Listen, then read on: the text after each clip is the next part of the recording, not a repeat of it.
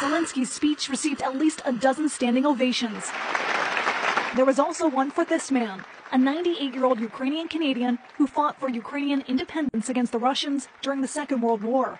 OK, on va parler d'un sujet sensible et surtout très nuancé, alors s'il vous plaît, gardez ça en tête. Cet homme qui a été chaudement applaudi par des députés de tous les partis confondus qui étaient présents pour le passage du président ukrainien Zelensky au Parlement canadien a été identifié par le Associated Press comme Yaroslav Hunka. Monsieur Hunka, qui est aujourd'hui canadien, est né en Ukraine et pendant la Deuxième Guerre mondiale, il a combattu avec un régiment de la SS. Pour ceux qui s'en souviennent pas, la SS, c'était l'aile militaire du parti nazi. Maintenant, précisons tout de suite, il n'y a absolument rien qui indique que M. Hunka lui-même a déjà adopté les idéologies nazies. Il y a plusieurs Ukrainiens pendant la Deuxième Guerre mondiale qui se sont joints à des brigades de la SS. Pas nécessairement parce qu'ils adoptaient l'idéologie nazie, mais parce que ça leur donnait leur meilleure chance de combattre les Russes. Les Russes qui, rappelons-nous, étaient des alliés du Canada pendant la Deuxième Guerre mondiale. Ce qui veut dire que, malgré la complexité géopolitique et historique évidente de la situation, le Parlement canadien a quand même, pendant le passage du président ukrainien,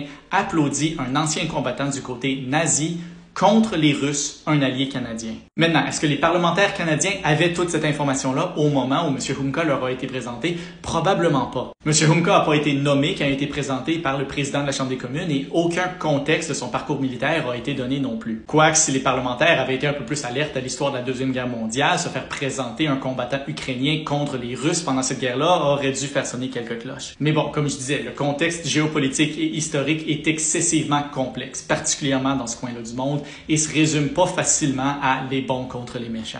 Mais ce qu'il faut savoir, c'est qu'en Russie, la justification pour la guerre, c'est que c'est une intervention pour enlever les éléments néo-nazis du gouvernement ukrainien qui menacent les Russes. Et parce qu'il était, espérons-le, juste une erreur d'incompréhension des nuances historiques en jeu, on vient peut-être de donner un chèque en blanc à la machine de propagande russe. Ça, en plus de toutes les autres implications historiques, sociales et culturelles du geste à l'intérieur même du Canada. Comme je disais au début, c'est un sujet où la nuance prime et je veux surtout pas donner l'impression que je cautionne ou que je condamne qui que ce soit dans l'affaire. Mais la situation est un exemple parmi d'autres de pourquoi c'est tellement important de comprendre même les gens à qui on s'oppose. Et j'espère que nos élus vont clarifier la situation rapidement.